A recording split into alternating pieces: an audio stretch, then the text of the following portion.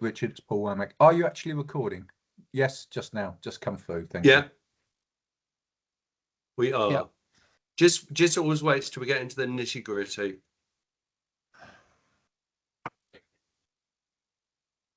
You ready, George? Yes. Yeah. So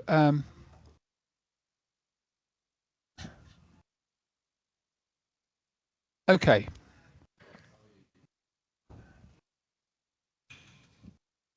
I've just got to share.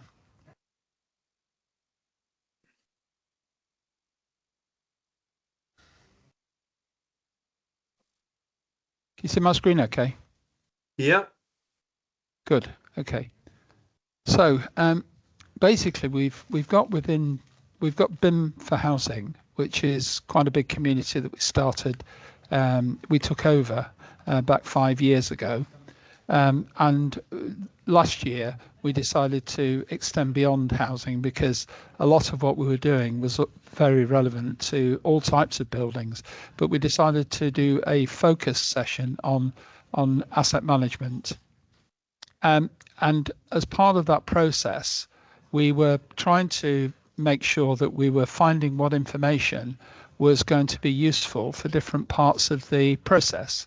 So this is what we has become known as the golden thread. So we've got information that is perhaps generated by the development team, by designers, constructors, manufacturers, advisory people, project managers, cost managers, etc., and operations. And what we did, we spoke to each of them and identified what information would it help if they had that would make their job easier. So earlier on in the process, where how could construction's job be more productive and effective if the development team gave them better information, and similarly with operations teams, what do they need from the team? And we built a big community of about 2,000 people where we're capturing information that is common to these processes. So for example, we looked at data and we came up with standardized solutions and data templates for that. We also did a lot of work around classification and are doing, and Matt Wilkie is going to be talking about that a bit later, and reusable data libraries. We've done a huge amount of work on fire safety in general, and also safety critical assets. And sustainability, we helped establish something called Zero, and also digital records. And we were asked by the government to work with L&Q back 4 or 5 years ago to actually identify what information was needed to create the golden thread, because nobody really understood what the golden thread was. So we went and used our communities to actually identify that. And we were responsible, or are responsible, for asset and survey information. And the challenge is, whenever you ask anybody who's a specialist in a certain area, they will say, and you ask them, what information do you need? The answer will typically be, it depends. So what we decided to do was bring them together and then say, run some scenarios that said, these are the circumstances. What information do we need to know about a fire door or a damper or a sprinkler system?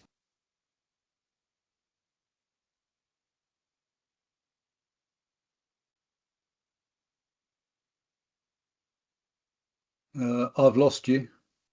I think you're frozen, George, George. have you frozen? Right, George has frozen, I think, hasn't he?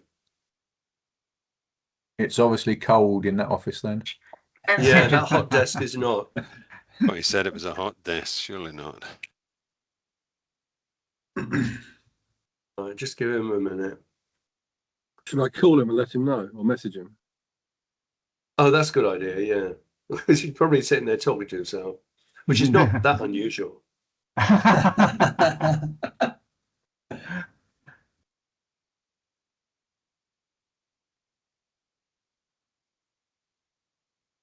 calling him now. Thanks. Yeah, it looks like he's left and he's going to come back. Yeah, he's ended the call. I think he knows what's going on.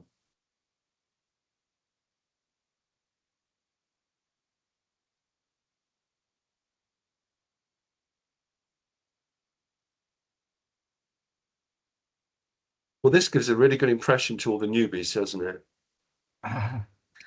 It's just technology, isn't it? It's actually, it is the technology. It's not our fault.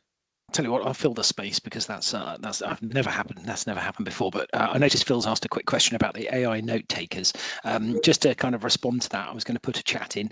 I was going to put a response in the chat, but in the background, the team who are running this, who are all volunteers, please bear in mind, are using the AI note takers to provide summaries to the meetings. These meetings are also recorded and published on YouTube. I don't think, I'm not aware that we have any specific policy against AI note takers. And obviously there are people who might require them for accessibility reasons as well. So I don't have a particular objection to AI note takers on the call.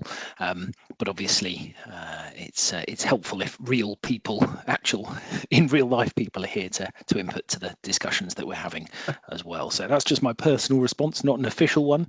But I've been here for a number of years. I think that covers it. Yeah, absolutely. I find it good that people who aren't able to attend are keen enough to actually get involved. Richard, just on that subject. You just end up with lots of consumers who want to take and not much. Sorry? If you're not careful, you just end with note takers. You just end up with lots of consumers who just want to take and not contribute. Yeah, absolutely. Yeah, and we have kind of experimented with not doing, and we got a lot of people who were regulars who were kind of not very happy that just because they missed a meeting, they couldn't actually get the information. Yeah. So we kind of like took it under advisement and included them. But we get we're getting. I mean, last month we got about. It's over 200 people. We'll end up with the same probably this month. So we're certainly getting plenty of live attendance, and it's been going up consistently for the last 6 months. So I guess something's going right, eh?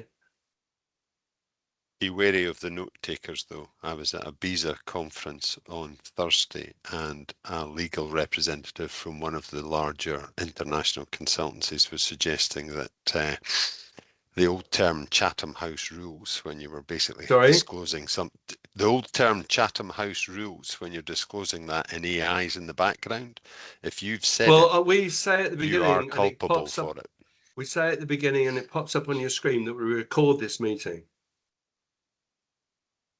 Yeah, I'm just saying at the end of the day, I understand. If you're actually topping up, if you're talking about something contentious, which at the end of the day, we're all here for a purpose, Richard. We're all here to improve the industry that we're trying to do. And unfortunately, some of the things that perhaps we have seen are not of best practice, perhaps. Yeah, no, we do. I appreciate that. We do have to be careful, but we also have to be aware of the fact that we're trying to get out there, not stay in here. And the best way of doing that is showing people what we're doing. I mean, the only way we can do that is actually showing people live meetings. That's what we found from experience. We put it on. We put the links to the meetings on LinkedIn. They're emailed out to people who are interested. And on balance, as I say, we did really think about it. I mean, it wasn't a criticism, Richard, by any stretch of imagination. It was just an observation from absolutely. Everybody in the room at the conference was somewhat surprised by the legal complexity, by the process, and apparently one of the largest international management consultancies has had a court case from an AI generated report that they charged for. And they've basically had to return all the charge for the management submission of the report because it had been collated by AI, and they were denying that it was theirs, although it had their letter. I mean, it was kind of crazy a wee bit in the sense that they hadn't thought it through, but they were an international recognized consultancy. Yeah. So it is. It's a strange situation at the moment. It's a weird one, isn't it? I think that there are a lot of things like that. I mean, I'm a bit of a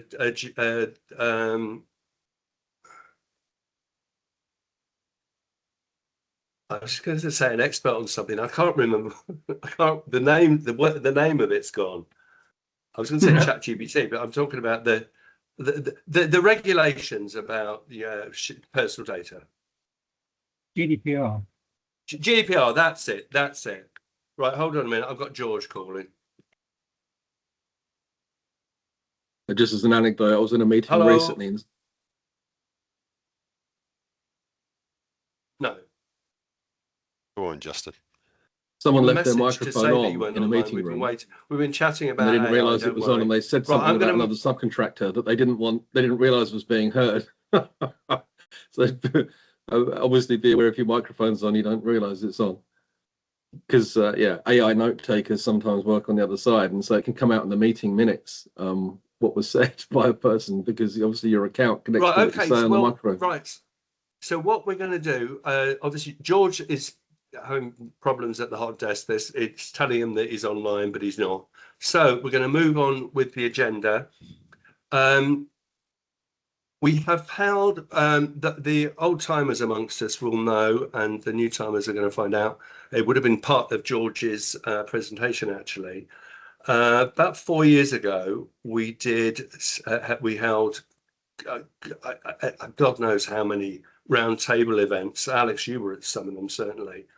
Around the 12 fire critical assets, looking at what were the risks and how to mitigate the risks of them not functioning properly. They're all published on the website, by the way. There's 12 of them. They were reissued 2 years ago when we looked through there, and then last month, late last month and earlier this month, we held another series of roundtables to get issue 3 done. They've now been updated. So if anybody wants to look at any of those, 12 fire critical assets, go onto the website and you can see what we've achieved up till now.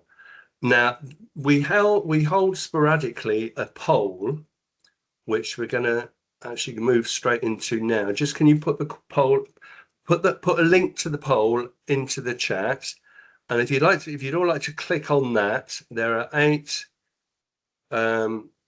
short questions. Some of the questions are reused because our data analysts like to look at trends. So some of the questions you might recognize if you've been here before. Just you want to put the poll up there.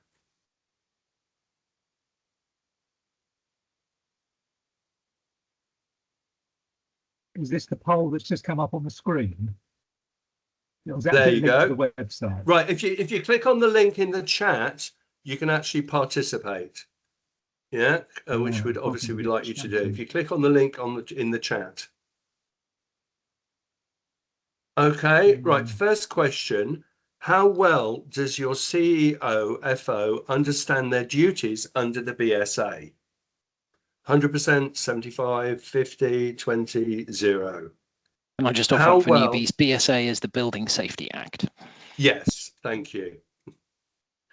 How well does your CEO, FO understand their duties under the BSA? Okay, scroll down just to question 2. Do you need to inform the regulator when a fire door is replaced? Yes or no? Do you need to inform the regulator when a fire door is replaced? Yes or no? Okay, number 3.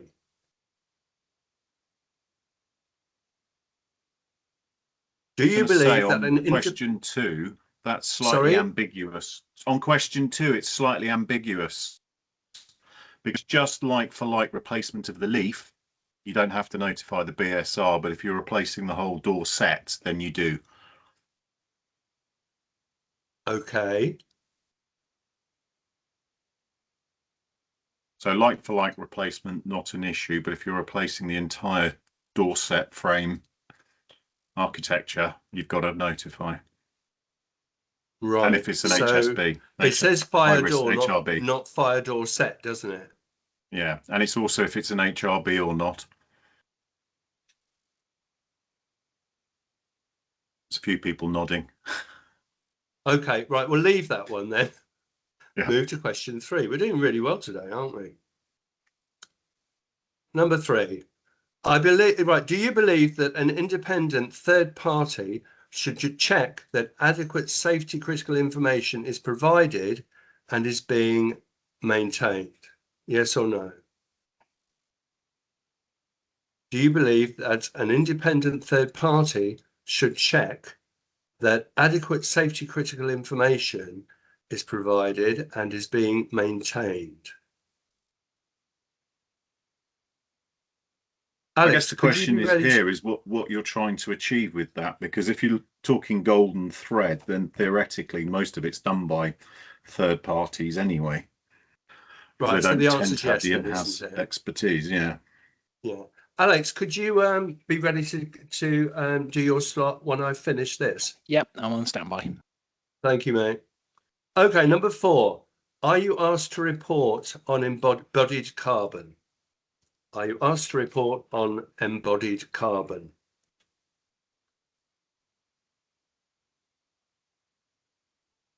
Okay, scroll down to number 5.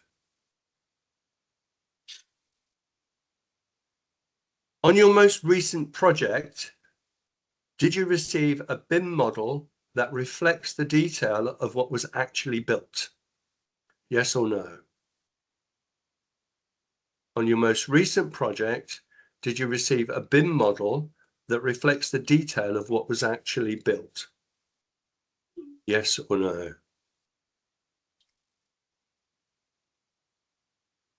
Okay, number 6. Scroll down. Right.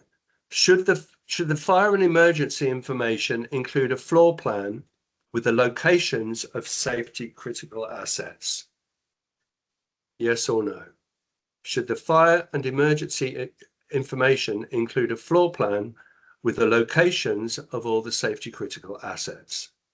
Yes or no? Okay, number 7. How frequently is that information provided in a form that you are able to validate? Richard, sorry, should that read years, half year, 9 months, 3 months?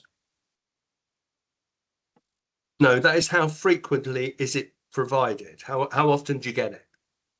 100% of the time, 75% of the time, 0? Yeah, get it. Thank you. Yeah, it's about how often do you actually get that information that you need?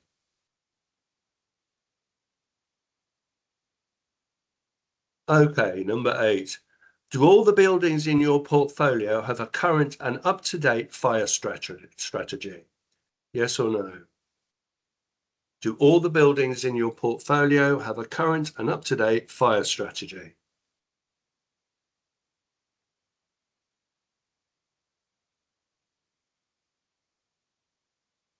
Okay. Great. We'll be coming back to that later, obviously, when we've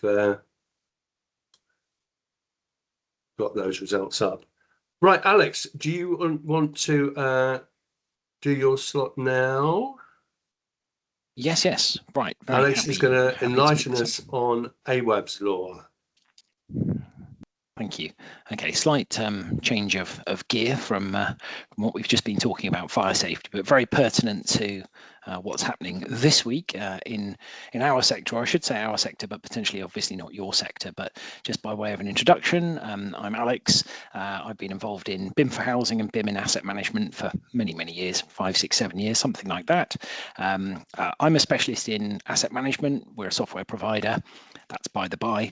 And I've been in discussions in the last few weeks regarding some activities in the Golden Thread Task Force. So there's a group of us who are starting to work together more closely, trying to provide sort of end-to-end solutions and actually demonstrate how we can connect capabilities together to deliver.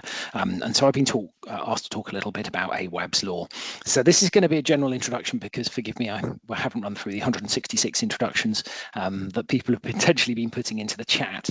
But if you're not aware, AWAB's law is a statute which is coming into effect on Monday, 27th of October, and that's in order to target risks that have been arising from a case that happened in Rotherham following the death of a child in a house that had been exposed to serious damp and mould. And in that particular case, it was social housing, and the landlord had not taken appropriate action to protect the child who was at risk. So I'm sharing some open resources. This is a process which has been published, in fact, just a few months ago now by the MHCLG. That's the Ministry for Housing, Communities and Local Government, and you can see the link at the bottom of the page, and this is obviously in the recording, and copies of the slides will be available as well if you need them.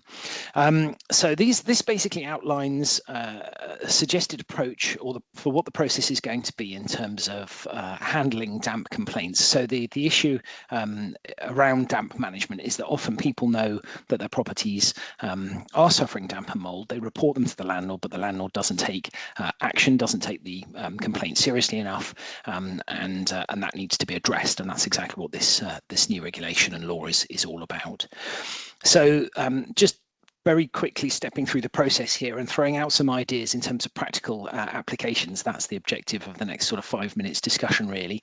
The tenant is going to be the person who initially reports the damp and mould. I'll come back and challenge that in a little bit as well, but we might imagine that's the point at which a member of the household or an interested stakeholder reports the damp and mould to the landlord. So if you're providing services for residents, then you've got to think about making sure that you're capturing that inbound report process.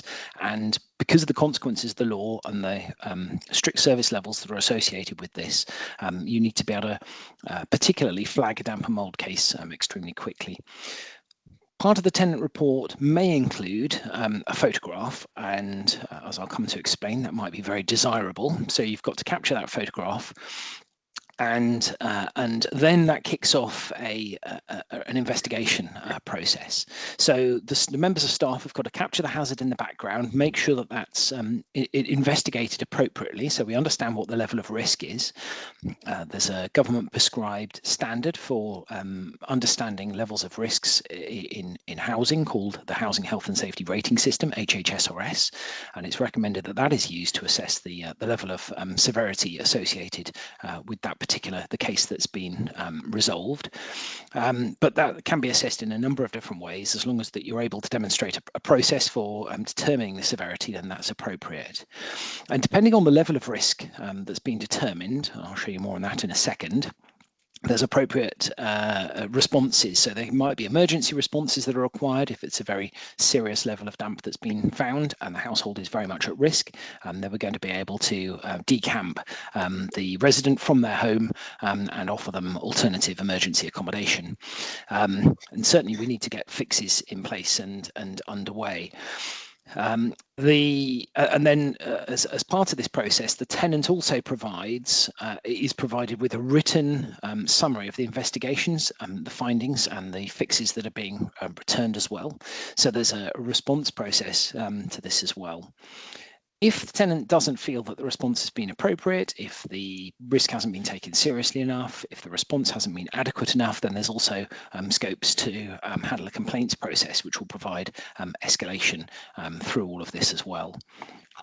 So thinking very seriously about the data that's going to be captured throughout this process, because we are all about BIM for us means better information management. So what we need to make sure is that we're capturing information at the source and making sure that we're capturing all of the most appropriate information, the relevant information about the building, the incident, where the damp is physically in the building. So spatial information becomes very important to us.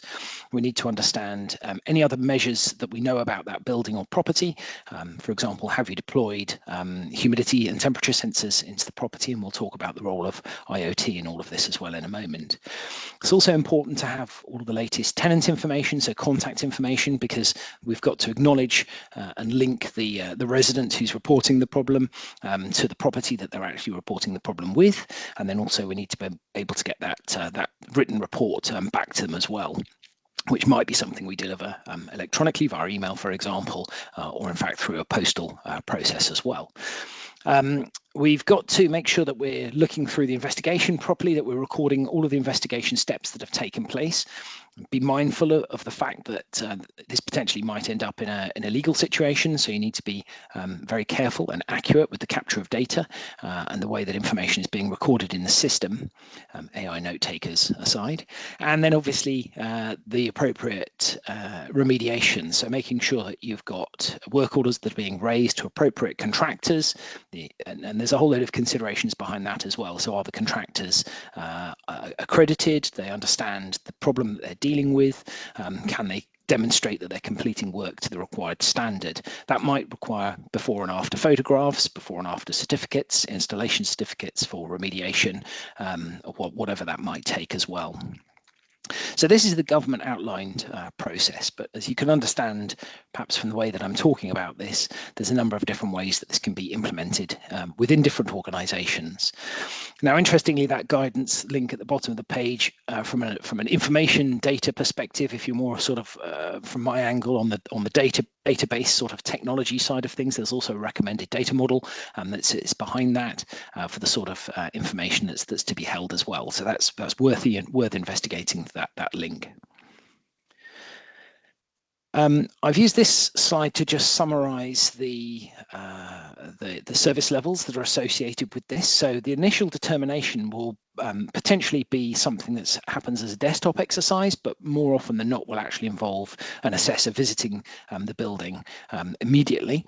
And that determination needs to happen very promptly in order to ensure that we can, if we determine that there's an emergency level of risk involved, then we can act within 24 hours. If we feel that there is a significant hazard being presented, then we have 10 days to investigate and act. So we've got to make that determination very quickly about the level of hazard that's involved. And I'm not a qualified housing health and safety rating risk assessor, but what I'll say is that there's elements of understanding the building and the condition that the building's in, as well as the household that's in the building. So, for example, people with respiratory disorders, on medication of various sorts, young people and old people in particular are going to be an increased level of risk from harm from damp and mold. So it's very much about the resident who's in the building as much as it is about the level of risk that's physically present in the building itself. So you can obviously read as well as I can, but if you're not able to respond within 24 hours to act on an emergency, then you need to provide alternative accommodation. And this is all, by the way, running 24/7. This isn't a 9 to 5 service that we're talking about here. So if somebody makes a report on a Saturday morning, then potentially you need to get them into emergency accommodation on the Sunday. So social landlords at this point need to be very much geared to providing emergency accommodation even over a weekend, which has additional levels of complexities and difficulties. And there's this requirement to provide the report within 3 working days of conclusion of the investigations. You can see if we go down the significant hazard route, then we've got slightly longer, but we've got to start work within 5 days. And if there's what they describe as further work, then that needs to be completed within a 12-week period. Hopefully at the end of this process, then the risk that's present in the dwelling property has been mitigated appropriately, and then the resident is able to return to their accommodation if they've been decanted to alternative accommodation, or if the works have been happening whilst they've been in situ, then that's been completed to their satisfaction. What I'd suggest or recommend is that there's a final risk assessment in the entire process, so that you can determine officially that the risks have been demonstrated to have been properly closed off. Alex, can I just ask you something? You said you said about legal ramifications. What are they? What are the legal ramifications? Is it as onerous as fire? Well, yes, it's under health and safety law. So yes, there are we haven't. I mean, the law hasn't actually kicked in yet. So what I'd say on that point, and I'm sure that it sounds like there are some lawyers on the call actually. So maybe some lawyers might be able to offer an alternative approach on that. But potentially there's going to be fines and corporate action against organisations who are failing to take this. If you're a social landlord, then the regulator for social housing will be coming down very hard on you at this point. This is a very serious. Serious piece of legislation, and interestingly is being expanded out. So AWAB's law, this process that we're looking at here, is being expanded out to matters related to building safety and fire safety in 2026. It's also going to look at matters about, for example, other hazards that happen in homes, people falling over because of, for example, slipping over in the bath actually is a remarkably common injury in the household, so slips and falls, slips on the level. You might have buildings where there's an uneven floor surface, older buildings, for example, or that there's changes in level throughout the building that can start to cause hazards for the elderly and particularly young as well. And obviously matters around, I've said fire safety and building safety are already covered as well, but that's expanding out. So although it's October 2025 when the focus is on damp and mould, the government have a stated objective to expand that out in 2026. I can't see the chat. Has anybody got, are there any lawyers on who want to provide a viewpoint on this as well? Let me have a look and see if there's any questions. Any lawyers? Right, anybody got any queries on that? Are you all geared up for this? It comes in on Monday. Are you ready? Joseph. Can I ask a question? Sorry to, I'm Joseph Gazelka. I'm working for Metropolitan Thames Valley Housing. Just started as their BIM manager here a couple of weeks ago. And just to introduce myself, does this law apply to all landlords or just housing associations? My first question. And my second question is there an accreditation scheme already for contractors to be able to repair these damp and mold conditions, or is that something that's being talked about now at the moment in time?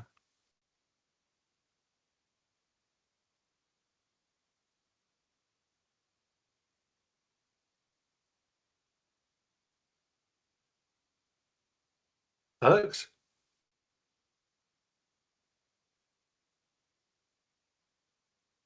Well, this has Right, been, Richard, can you hear me? I can hear you. I'm just trying to get Alex. Is that George?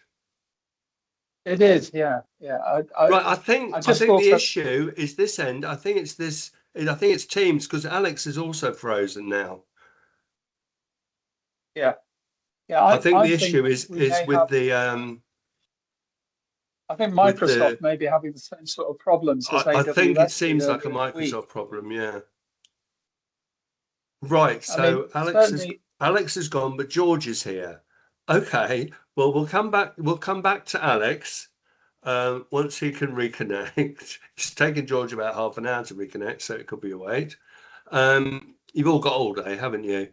George, do you want to move swiftly onto the task force?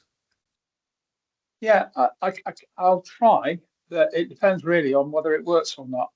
If I could just say that I'm in what's considered to be the smartest building in London, 22 Bishopsgate, right? So when I got the opportunity to actually do this from here, I was really looking forward to it, and it's been a disaster.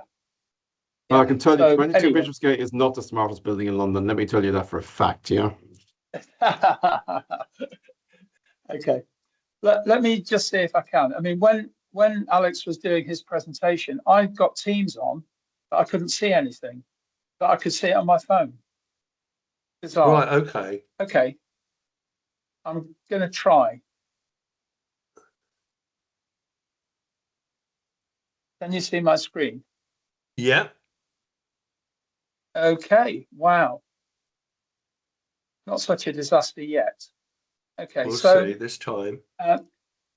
Yeah, for the people that haven't been involved in what we're doing, this is about the Golden Thread Task Force, and I'm going to be incorporating some new things in here as well. But the point about the golden thread, right from the start that we've been working on, is that the golden thread should be digital. And we always meant that as machine readable, because we didn't anticipate ChatGPT in 5 years ago, but we certainly anticipated that we'd need everything to be connectable from a machine readable perspective. And now it's even more important. So I think, I don't know if Addy's on the call, but I was talking to Addy earlier, and he's got a project where they actually just try to do everything in the old-fashioned way, using documents, using a traditional common data environment. Addy, are you there? Yes, I am. Hi, George. So could you explain? Can you hear me? Could you explain what happened? Yes, I can. Yeah. Okay. Could you explain what happened from your perspective? I think what happened at that time was the assumption that the contractor knows what he's doing, and we specified to him that we would like everything to be captured electronically. The promise was there, and we gave the specifications, we went away, the project proceeded. But what we found out was, as the project was going ahead and things were moving on, that wasn't being achieved. So when we now completed the project, it just went back to the old ways, which you get everything like is in document, is PDF, is not all that. So that really didn't work. So we had to learn to change things and to make it clear. Right from start, we want data capturing. Addy, what was the impact of that? The impact of that was that we had about 6 to 7 months before we could get the sign-offs, building control, as well as the gateway too. So obviously everything was delayed just because of that. So it is important that we build it into the project from the beginning, and that is what we then try to do on new projects. Okay, thank you, Addy. I'm going to really, so I think that provides some context, and also the fact that these buildings, obviously, as people on this call will know much better than me, they're very complex. So in other words, the building under the golden thread standards or explanations is it needs to be considered as a single system where lots of different components need to work together. Now that's complicated. And what we therefore need to do is deal with the fact that information is typically provided in work packages, that if you're just using traditional technology, just using documents, it's going to be very difficult to actually interpret things. So what we've got here is, for example, if fire breaks out in a kitchen and it's generating smoke, we need to stop it from getting into that stairwell. And the ways in which of doing that are good compartmentation. But even if the golden thread for fire doors is perfect, unless the wall, the cavity barriers, the penetration seals, the dampers, etc., are all functioning properly, then we're going to be reliant on the smoke control system. And the smoke control system needs an effective detection system. And we need signage as well. So the point is that all of those things need to be able to work together. And that's a complex thing for anybody to work out. And therefore, if we can get it in a digital format where all of the golden threads are standard, are federated and can talk to each other, we stand a chance. So in this particular case, we've got a BIM model, we've got product information from the manufacturers, but this is the most important thing here. What we've got here, we've got a spatial model where we've got the that stairwell there is a clear function, and the functional use of the other spaces is critical to what that door is actually doing. So what we're doing here is treating that door in terms of its function, and therefore when somebody comes along and uses maybe one of the great applications that are around like Plan Radar or RISC-Base to do inspections, they need to be referencing it back to that same unique asset, and therefore just having a PDF document isn't going to do the job. So what we're really looking to do with the Golden Thread Task Force is to make it so that we can then transform record information from dumb to smart, from passive to active, and from human actionable to machine actionable. And by doing that, it means that we can start to apply some modern technology to things to find out whether whether we've got the better productivity and accuracy. And the principle that we're working to is that we may have some great information, CAD data, COBie data, O&Ms, but unless they're referenced to each other properly, then it's a nightmare, manual checking, and really, to some extent, what Adi was saying there. So what we're saying is that we need to be able to draw these things together into a standardized format where we can integrate and make things federated. And my view is that unless you can run some AI against a data set of handover information, then it's not really adequate as in today's world. And the way it's relatively straightforward to do that, we can take information from BIM models, as long as we recognize that contractors are probably providing information as technical submittals, that certainly M&E contractors are unlikely to have put it in BIM models. But that's not a problem as long as you're accommodating that. And we can also use 360 photography to actually capture that information. And so this example here, we've got 4 or 5 different software applications all working together to deliver that. So we've got a model where this has been done in Revit, and the location of the fire dampers, for example, has been identified. The COBie data is telling us where the fire dampers are and what they are. So we're then tying it back to a product library. So the manufacturer's product details there. I mean, this is real golden thread stuff in my view, because what we've got then is the information that can then be delivered to an asset manager in a simple form so that they can identify where that fire damper is and what type of wall it's in. And because we've got connections through to the open space 360s, then it means that we're able to then to look at a schedule and it will tell us where that particular asset is in the building. So that's the sort of findability that we think is needed. And we can then take that information and then also connect it through to the document, the O&M information. So the O&M information can be held in a site or 4 projects or whatever platform has been used to collect, Procore perhaps, to collect the documents. And then we can then pass that information out to maintenance, so you can actually identify which buildings that particular fire damper is installed in across a whole estate. And this then is connecting it back to SFG20, which is a brilliant library of maintenance information. So what we're doing here is then providing it so that that can then populate the QFM system, the maintenance management system. Adi, have you got a comment to make? You had your hand up. No, that's fine. Thank you. Okay. Yeah. So the great thing now is that we've got a big community of people willing to collaborate. Different software companies are all now very keen to have connections between them. The challenge is for clients to actually understand and know what to do.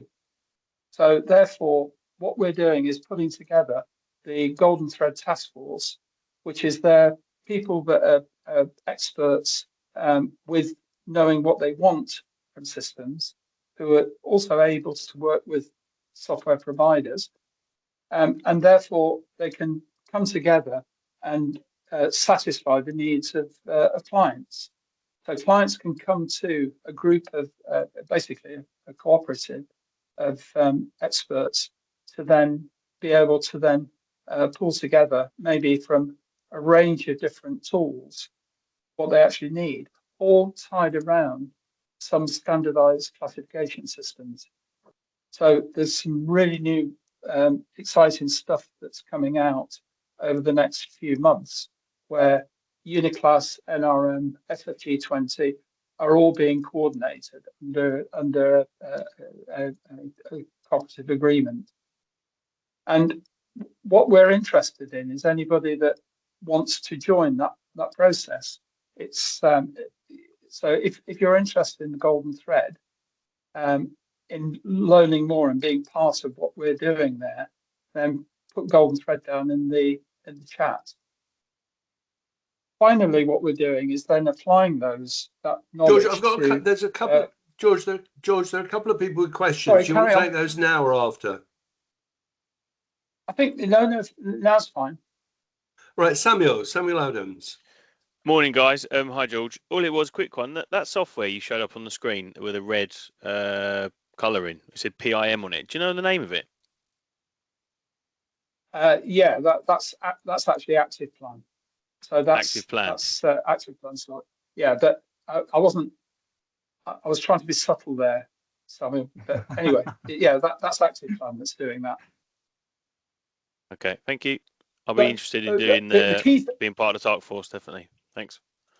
Yeah, sure. Okay, so Where are you from, put golden thread in the chat if you want to be get involved in the task force. What we normally do actually with those is give you a quick 15 minutes one-to-one with one of the steering group, so we can understand exactly what you're looking for and exactly what the task force can offer you. So be prepared to get invitations for a one-to-one. I've got another question, George, from Larry Nichol. Oh, yes, thanks. Hello, Larry.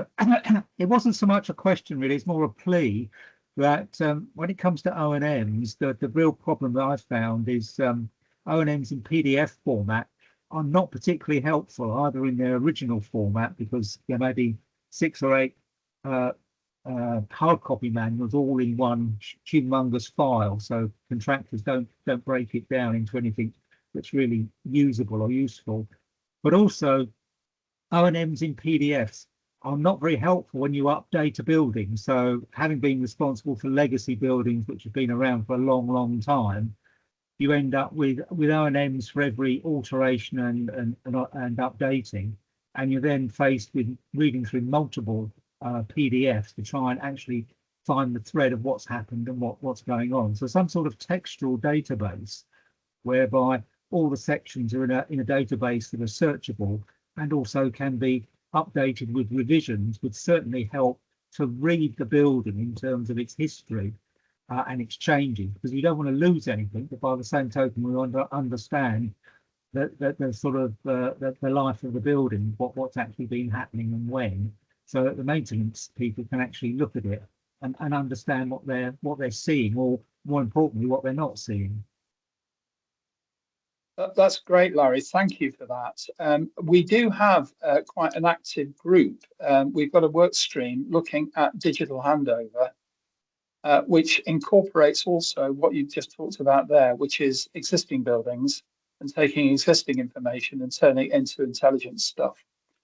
And as part of what we're doing, we're talking with several other software companies who have got some really cool technology that we're going to be introducing in that area. So Larry, if you're interested in joining in that discussion, then you'd be more than welcome because of your background. Yeah. Okay, thanks very much. Okay. So collaborative projects. So the point is, a lot of this digital information is only really useful if you know how it's actually going to be used. And therefore, it's only when you actually start to work on projects that it throws up the questions that we want to be able to, why do you want that information, for example? We're maybe doing fire strategies and things like that. So here we've got a project that we've been doing with Bridge and Risk Flag and a number of other people for Tower Hamlets, 78 buildings. And what this is doing, we're using the latest surveying applications. So this is actually 3 years ago. This was Navis, the camera that was being used here by Metron, who are the survey firm. And what that's doing, it's generating spatial models, which we can then use to create the secure information box drawings, but also to be able to create floor plans that include the information about where the risks are. So here we've identified, so for a fire strategy, for example, which I think Ron's Edge is going to be covering a bit later, you're able to say what's that space being used for and what are the measures that are in place that are actually protecting it. And the 360 photograph, you can tag the 360 photograph with the asset data so that then is you've got that something that is then written to a database, which you can then use as part of your fire risk assessment, and also tie it back to manufacturer's product data. So the principle here is that we're gluing together stuff that would otherwise be separate. Watney Market is a new project that we're working on at the moment, and we're making it available to the wider community. So if you're interested in learning more about what we're doing here, this is a 1970s marketplace, and we're doing laser scanning, a scan to BIM process, but it's not really scan to BIM, it's scan to 3D. But what we're then doing is using techniques to make it possible to add the asset data into those 3D and 360 areas. So that's one of the residential projects, and we're looking for input from surveyors, fire engineers, contractors, etc., either to become involved. But these are the people that have already signed up for it. They're interested in tracking what we're doing there, and also possibly contributing some of their expertise. This is another one. We've got a data center near Halifax, where we've basically it's an ex-bank's data center, but it's being substantially refurbished. It's going up from 8 meg to 200 meg, or gig rather. Yeah, whatever. And then these are the people that have already said that they'd like to be involved in that. So if you're interested in knowing more about the data center project, then put data center down in the chat. And then finally, IoT and smart. So we did a presentation at the Smart Buildings conference just in September. This was run by SIDSI, and it generated quite a lot of interest. And then we're also now members of something called Start with Smart, which is a really high-level community of lots of different smart building technology providers and also consultants who we can tap you into. So if IoT and that side of things is important. And then last week, we attended the Smart Building Show, and one of our partners, one of our Golden Thread group, they won an award in the summer, and they were doing a presentation. And if you just look at the figures there that they've managed to achieve, this was at Manchester University Hospital, it's been extraordinary. And they're now rolling that technology out to their other sites. And then finally, we've got an international initiative. Some of you might know that a couple of us went to Hong Kong last year. And in terms of HRBs, there's nowhere with more HRBs, I don't think, per square meter. And then what we're then doing, we've now got a Construction Industry Council session on the 12th of November. We've been asked to present to that. And if you're interested potentially in selling your expertise or maybe even products into Hong Kong and the East, Paul Sheedy, who's on this call now, he's going out there next week to represent the Golden Thread Task Force. And if you let him know what you're interested in, then we may be able to make some introductions for you. Okay, that's all I wanted to cover at the moment, Richard. Okay, that's great.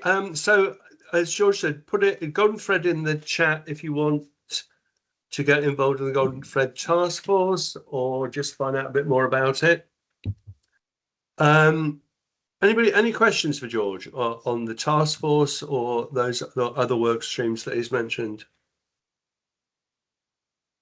I mean, if you're interested in the international bit, put international in the chat as well, because we can then potentially do a one-to-one. Okay, Alex so has just said that his Teams has crashed. Yeah. Right, so it's international, and what were the others, George? Yeah, Golden Thread, and also data centers and residential. We can do one-to-ones on those. Right, okay, so data center, residential, and Golden Thread, and international. If you're interested in any of those, we'll arrange to have just a quick 15-minute chat or something around that and get you involved. Could I just say one last thing, Richard? I know I've gone on a bit. I've got a question. Do you want to wait till Joseph? Yeah, go ahead. Joseph. Go ahead, Joseph. Yeah, hi. I was looking, I find it interesting that scanner you had inside the existing building where you're identifying various elements in the building, like the smoke sensors and various ventilation ducts and that sort of thing. And I suppose the problem I have is when you're scanning these things, you still need to find out anything about these various appliances. How old are they? Are they still working? What is their manufacturer? All the information you don't already have from a scan. And if you have any comments on that, because we have a lot of buildings to do ourselves, and we have to find a way of creating this information for a huge stock of existing buildings. So any input you can give me on that would be really helpful. It's a really good question. So the approach that we're taking using 360 photographs has been used now for about 4 years, and we've done 15,000 spaces, so it's well proven. And a number of the big survey firms who do condition assessments, they are now moving to that because it's 6 times faster to do a capture than it is to send people to site. Now, that doesn't mean you don't need to send people to site, Joseph. As you can imagine, there's still going to be circumstances where you do. But if it's possible to substantially reduce the need for that, then it means that people have got the time to do the detailed stuff properly. The other thing I would say is that, again, by being able to do it in this way, it means that you can also be, whilst you're actually doing inspections, you can be looking at compartmentation drawings, maybe security drawings and things like that. So you can relate the things together and anything that you may have in the O&Ms. Does that help?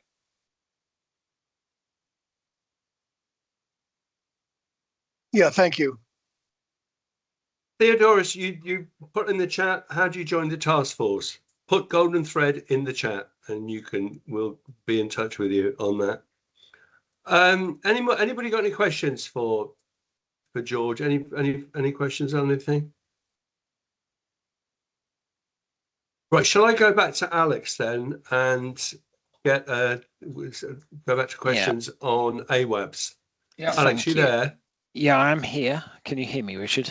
Just checking. I can. I'm just scrolling back on the chat because I think there were some earlier. But anybody got any questions for Alex on AWABs law?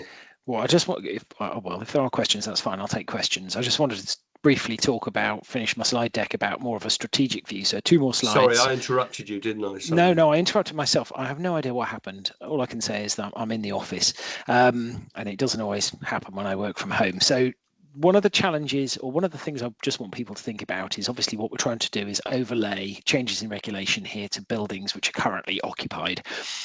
So what lots of organisations are doing at the moment, and have been doing for the last 18 months or so, have been defining roles and responsibilities within organisations, creating damp task force teams, reorganising directorates as appropriate. It's also been obvious that organisations are bringing together the teams of people who look after property information within organisations, which in my case would be the asset management teams, with the repairs and maintenance teams and any other contractors as well. So there's been a whole lot of reorganisation happening in the background for AWEBs. A couple of thoughts on how to approach this problem more strategically. The first one is to identify at-risk households. So you need to collate information from residents, not just the tenants, but any members of that household as well. Obviously, very young people, very old people that might be living with a tenant in the property, to identify anybody who's going to be at risk, however you define that. Again, I've given the example earlier on of respiratory disorders. It's also possible to take a property-based approach across a portfolio and identify risky archetypes. So there are certain types of properties that, because of their build or construction, because of their use over time, maybe because of, I don't know, for example, one just anecdotally, something I'm discovering is that some retrofit activities where we're improving the energy performance of building actually results in it becoming more airtight, which can lead to damp and mold issues if not being properly addressed and engineered in, or engineered out, I should say. So there's the potential that even modernisation of buildings is actually taking us back a step regarding providing health and healthy homes. So you can obviously look at reports and complaints, but look at those on a pattern basis. Have you got issues with a particular block of flats? Anecdotally, again, I've heard of a customer, I think it was George describing this, who was using technology to identify that they had problems in a downpipe in a building, on the outside wall of a building, that was causing water to seep through the walls and producing damp inside the building. But that was happening from the top of a block of flats and slowly spreading down the building.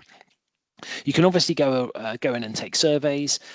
Registered social landlords are probably on a 5-year cycle for stock condition surveys, so that should be a good opportunity to pick up on damp risk in buildings, looking at damp proof coursing, looking at ventilation, particular focus on sort of areas that produce damp, so kitchens and bathrooms, for example, where you tend to get a lot of high humidity.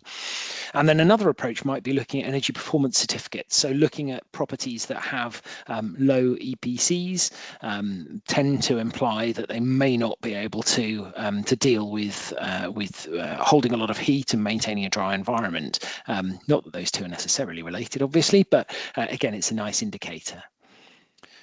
So another thought about automating the processes that we're describing here, because as you've been gearing up and putting lots of people in place, one of the things you want to do is make those teams more efficient. We're all anticipating a large wave of complaints and reports coming in for this. So how about using AI for triaging the incoming complaints and potentially interpreting those photographs or images? There are some nice pilots and technology out there that you can use to identify damp. So if you're receiving 1,000 photographs a day, why not get an inbox of, limit that down to 100 and have a look at those, the most serious cases that are being in there. And the last idea, and this echoes a little bit what George was saying, was deploying sensors and technology. So it would be appropriate for you to put in IoT devices, so smart sensors that look at damp and temperature and report that back in. But one of the issues with those IoT systems often is that the data is being collated by the provider to a central platform. And it's a good idea to look at automating that workflow so that if there's a property which is at risk of damp, then that's pushed through to automated the creation of investigation for officers to go in and follow up, or for contractors to go in and remediate a problem if it's a recurring problem. So the last slide I just really wanted to offer up was an idea of taking a risk maturity, or sorry, a maturity capacity or capability approach to this. So I'm suggesting that there are 4 different levels of maturity. Some people might define 5 different levels of maturity. I'm quite happy to discuss and debate and evolve this idea. But initially, you might be at the point at the moment where you're only able to manage a complaints process and your repairs and maintenance operation is very much a reactive. So somebody complains about damp, you look at it, you investigate, mitigate, you fix. What you might be doing if you're a more managed approach, and I'd suggest this is where many organizations are at the moment, is they've got a structure in place, they've skilled up their task force, they've got assessors who are trained on HHSRS assessments, they've got teams of people who are out in buildings, not just specialist staff, but general teams as well, who are looking for damp. And you've got formal complaints and escalation process. And you're starting to measure performance. So you've got key performance indicators showing you the number of cases you've got raised and how long they take to closed. As you evolve things a little bit more, you might be proactively putting in sensors to properties where there are at-risk households or properties where there's a potential of damp because of the archetype of the property. You might have a more formalized complaints process as well, and you might, and this is generally speaking a more active sort of approach. You might have defined at that point key performance indicators, but also operational performance indicators showing how you're doing within that 3-day period, within that 24-hour period, within that 10-day period that we've been describing earlier as well. So you can catch how well processes are running in flight.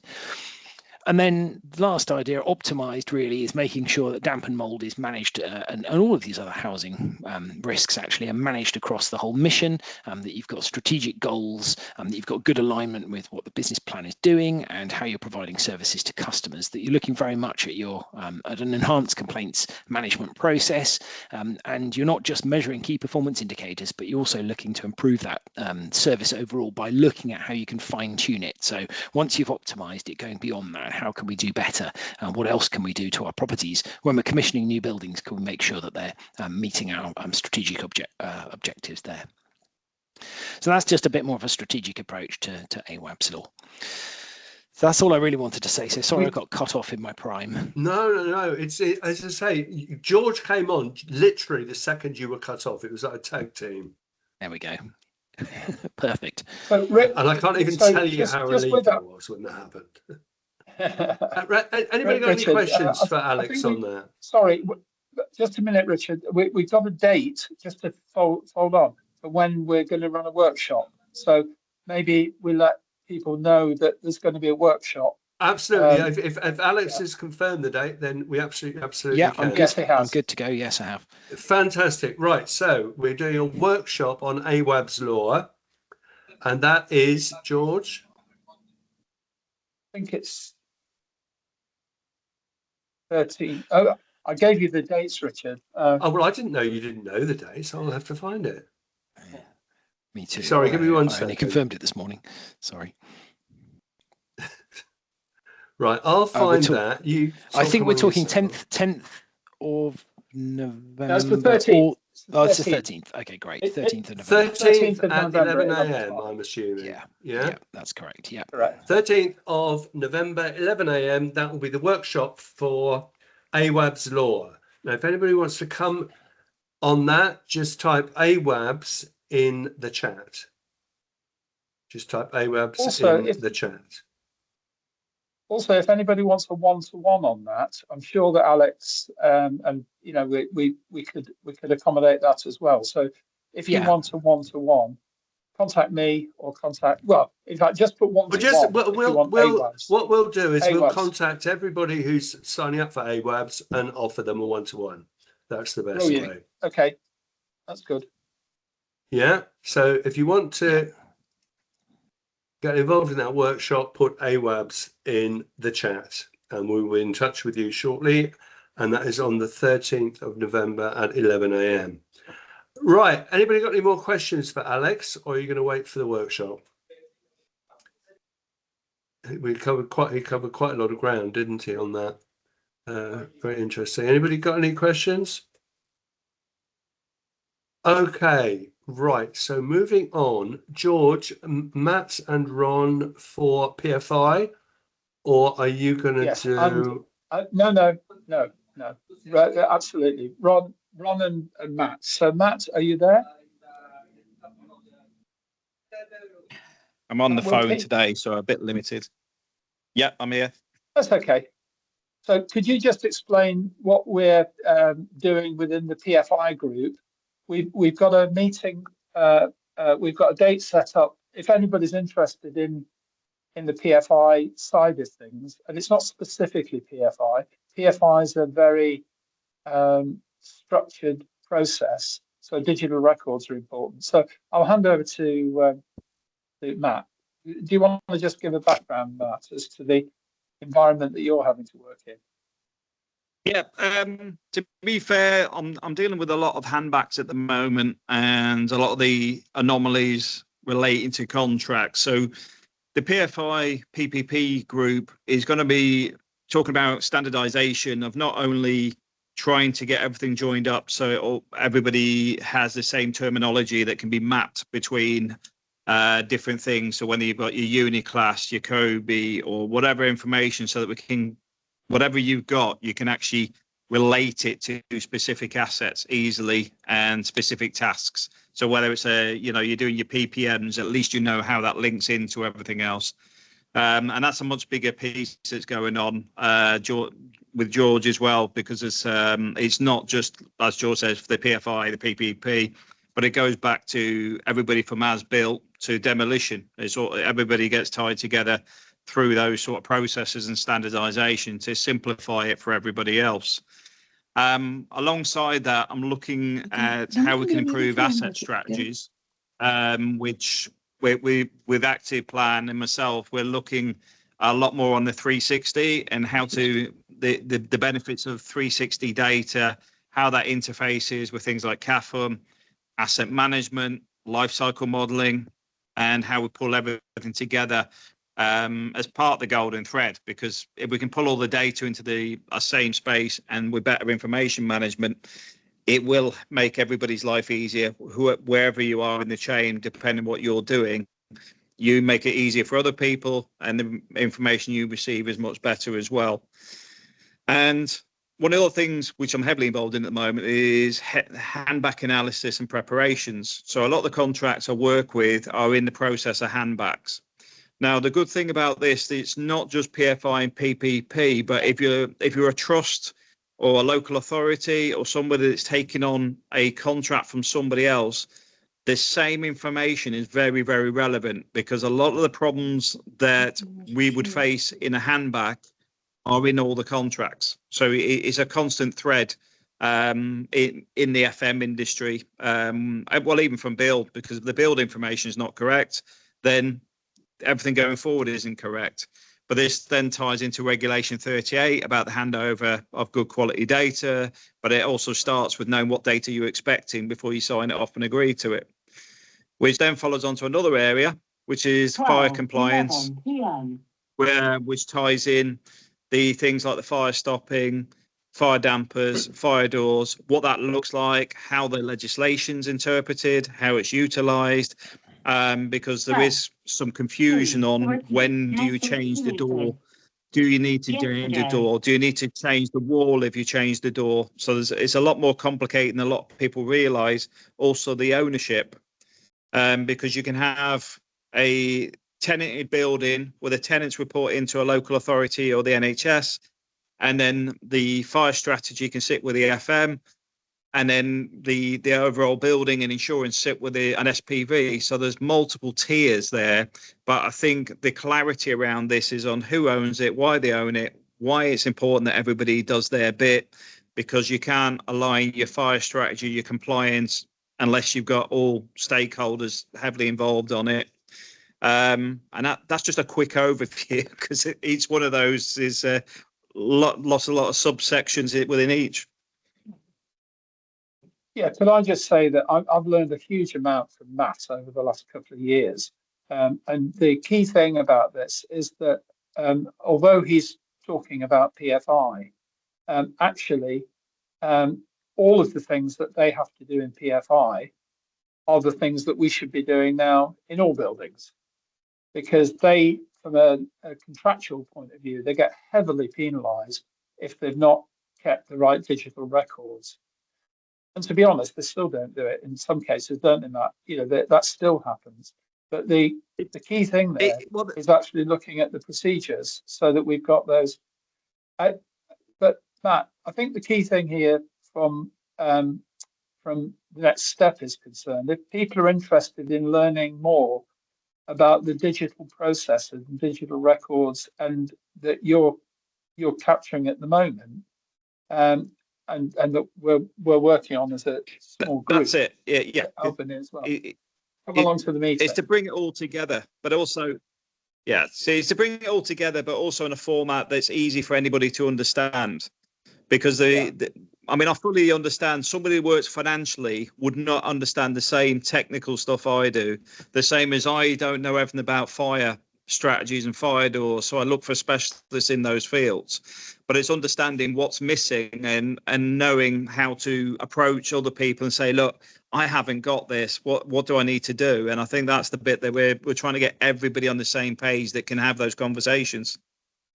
That's a great intro to Ron Hedger. So Ron, could you just make yourself available? Yes, I'm here. Thank you, George. And yeah, I was just thinking that's a wonderful segue. Although I've been listening in all morning so far, I'm not entirely sure how my contribution will move things forward, if at all. Just to introduce myself generally, I'm a fire safety consultant, fire engineer. My primary role is in developing design fire strategies for new and altered buildings, but also developing what I call retrospective fire protection strategies, that opens up a huge can of worms from my point of view, but not necessarily applicable at the moment. And I know George and I were talking yesterday. That was my first introduction to this forum, so I'm very new to the whole wider BIM process. But asked me to comment on the use of 360 photography, which is more of an overlap of co-evolution, I think, than anything else at the moment. When I'm carrying out a survey to try and reverse engineer what the fire precautions in an existing building are supposed to have been or are supposed to be, I now use a 360 camera for the whole of the survey, for much the same reasons as George was describing. Previously, I might have to revisit a complex building 2, 3, 4 times to pick up on aspects of the building that I didn't know I needed to look at the time without an iterative process. Now I can short circuit that considerably by having a 360 record of the survey that I've carried out. I had a very quick introduction to, I think it's the active plan software yesterday. Sorry, George, that's me trying to keep my notes up to date. And within that, again, as more of an overlap, a lot of the information that I was being shown concerning fire precautions are directly things that I would be specifying within a retrospective fire protection strategy, such as use of spaces, provision of compartmentation and fire stopping, provision of escape routes, and then active and passive systems within that. So that the provision of the golden thread information, incorporating all of that information in a 3D format might in fact be quite useful to me if I were to be developing a fire strategy, design fire strategy for an alteration or an extension to an existing building. In those situations, I usually find I have to carry out a site visit to get a feel for the building.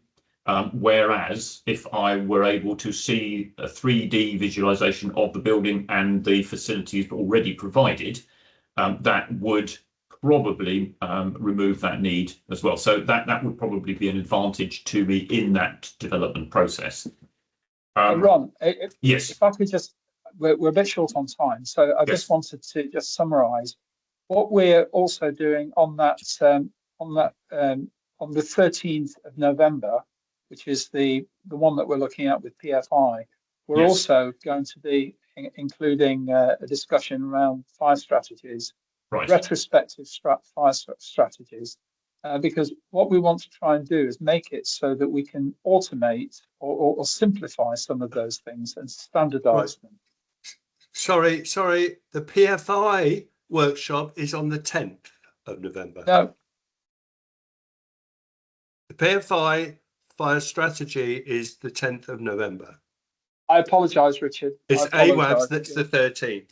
So if you're interested Sorry. in getting involved in the PFI fire strategy, that's at 11 a.m. on the 10th of November.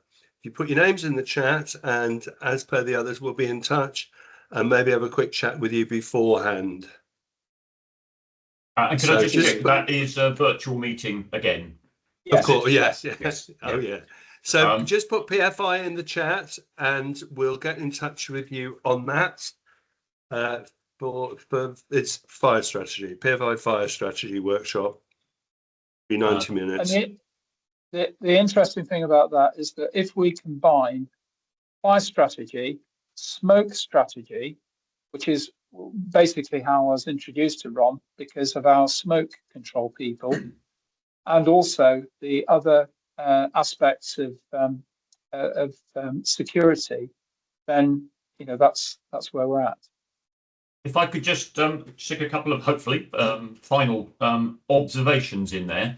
I suppose working backwards, the primary one is that the smoke control strategy is an integral subset of the fire strategy or fire protection strategy.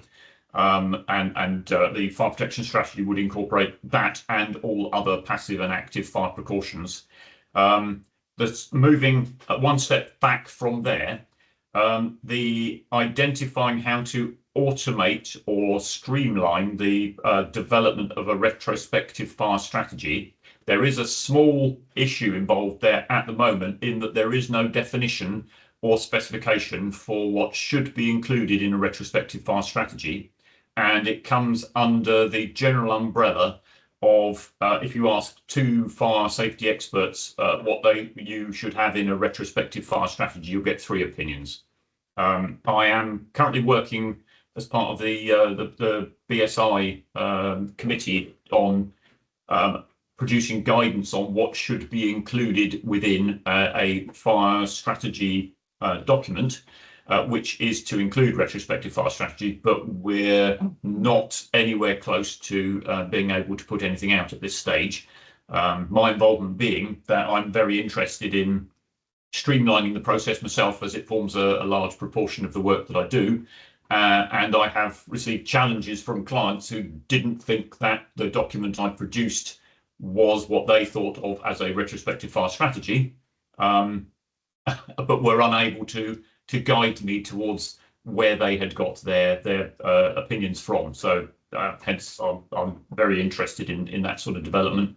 Would be very interested in assisting with PFI. Well, hopefully we'll be assisting with that, Ron, on the 10th of November. So anybody wants to come along to that, just to repeat, PFI 10th of November. Or if you can't make the 10th of November, just still put PFI in the chat because we'll be in touch with you. Super. Thank you very much. So just finally, this is a bit of an advert for the fact that the Golden Thread Task Force is actually getting out there in quite a big way now. So at London Build, we're involved in 3 sessions. We've got the one where you can see them there. So if you're going to London Build, then please do get in touch with us because we can catch up. Quite a few of the Golden Thread Task Force members are actually going to be there. So yeah, it's part of the community process. Excellent. Okay, anybody else got any final questions briefly? Questions, observations? No? Okay, well, our next monthly forum will be on the 3rd of December. So we're getting invitations for that probably over the weekend. We'll hope to see you then. And thank you very much for coming on today. I'm sorry about all the gremlins, but as we know, technology is not the most reliable thing in the world, always, is it? I think we had more than our fair share today. But thank you for being patient and bearing with us, and hope to see you on the 3rd, if not before. Okay, cheers, guys. Thanks so much. Take care. Stay safe.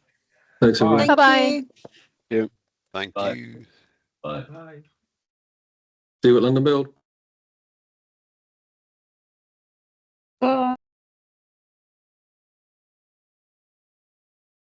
Yeah, maybe if people are at London Build, they could put London Build in the chat if it's still on.